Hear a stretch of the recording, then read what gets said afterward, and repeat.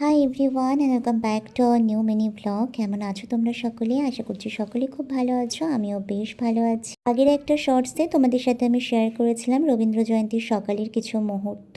ঠিক তেমনই স্নান ধান সেরে আমি কিন্তু একদম নিজে তৈরি হয়ে নিয়েছি, সাথে সাথে আমি হালকা ডেকোরেশনও করেছি। কেমন লাগছে জানিও। সবাই চলে এসেছে। হাই করে দাও। এর আজ কালকে দেখে পটি হচ্ছে। ছোটোবেলায় যখন আমার নাচের স্কুলে প্রোগ্রাম থাকতো তখন আমিও ঠিক এদের মতোই এক্সাইটেড থাকতাম, তবে আজকে নিজের জায়গাটা চেঞ্জ হয়ে গিয়েছে। তবে মনের দিক থেকে আমি একই রকম এক্সাইটেড থাকি যে কোনো অনুষ্ঠান নিয়ে, আর সেটা যদি আমার কোনো নাচের অনুষ্ঠান হয় তাহলে তো আর বলার মতো ভাষাই নেই। তার ভাবনা, গান, কবিতা ও মানবিক মূল্যবোধ পৌঁছে দিতে চায়। আজকের এই অনুষ্ঠানে আমাদের ছোট ছোট শিল্পীরা গান, নৃত্য, আবৃত্তি ও পরিবেশনার মাধ্যমে কবিগুরুকে শ্রদ্ধাঞ্জলি জানাবে। দেখতে দেখতে ছোটদেরকে নিয়ে শুরু হয়ে গেল আজকের অনুষ্ঠান। তো প্রথমেই হলো এখানে বোঝো একটি কবিতা পাঠ করছে, আর তারপরে ধীরে ধীরে প্রত্যেকটা বাচ্চাই কিছু না কিছু করবে।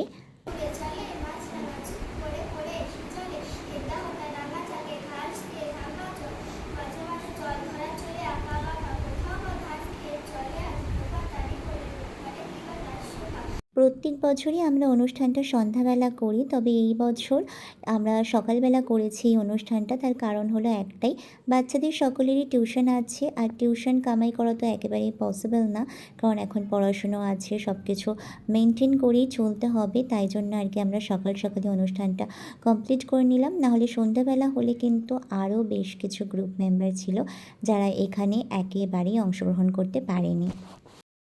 আমরা চাষ করি রবীন্দ্রনাথ ঠাকুর। আমরা চাষ করি আনন্দে, মাঠে মাঠে বেলা কাটে সকাল হতে সন্ধ্যে।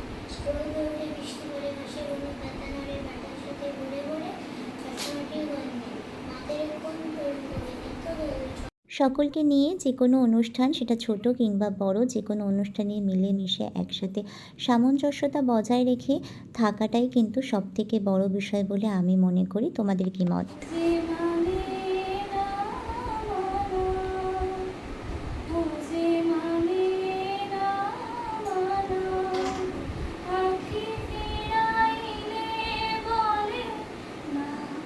তারপর বেশ ভালোভাবে অনুষ্ঠান শেষ হলো। আশা করছি তোমাদের আজকের ভিডিওটা ভালো লাগবে। ভিডিওটা ভালো লাগলে প্লিজ একটা লাইক করে আমার চ্যানেলটাকে অবশ্যই করে সাবস্ক্রাইব করো। দেখা হবে পরের কোনো ভিডিওতে। ততক্ষণ সুস্থ থেকো, সাবধানে থেকো, ভালো থেকো। আর ধীরে ধীরে কিন্তু আরও অনেক অনেক ব্লগ ভিডিও আসবে। আশা করি তোমরা আমার শর্টসে তো দেখতেই পারো, আমি চেষ্টা করি সবসময় তোমাদের সাথে কিছু না কিছু শেয়ার করার। তো চলো আজকের মতো এখানে শেষ করছি, টাটা।